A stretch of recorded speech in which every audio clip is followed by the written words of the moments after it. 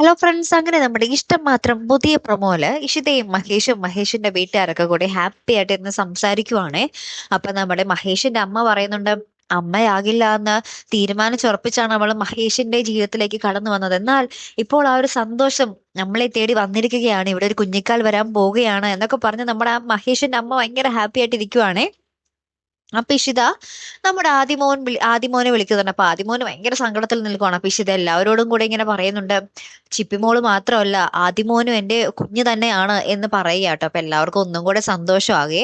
അപ്പുറത്താണെങ്കിലും നമ്മുടെ മഞ്ജുമയും രചനയും കൂടെ ഈ കുഞ്ഞിനെ ഇല്ലാതാക്കാൻ വേണ്ടി ശ്രമിക്കാൻ പോവുകയാണ്. അതായത് രചന ആകാശിന്റെ അടുത്ത് പറയുന്നുണ്ട്, അവൾ ഒരിക്കലും പ്രസവിക്കില്ല, അവൾ എങ്ങനെയാണോ വിധിയെഴുതി പെട്ടിരുന്നത് അതുപോലെ തന്നെ സംഭവിക്കുകയുള്ളൂ, ഞാൻ അതിന് സമ്മതിക്കില്ല, അവൾ പെറാൻ ഞാൻ സമ്മതിക്കില്ല എന്നൊക്കെ പറഞ്ഞ് നമ്മുടെ രചന കട്ടക്കലിപ്പിൽ ഇങ്ങനെ നിൽക്കുവാണേ. ആകാശിന്റെ അടുത്തായിട്ട് ഇതൊക്കെ പറയുന്നത്.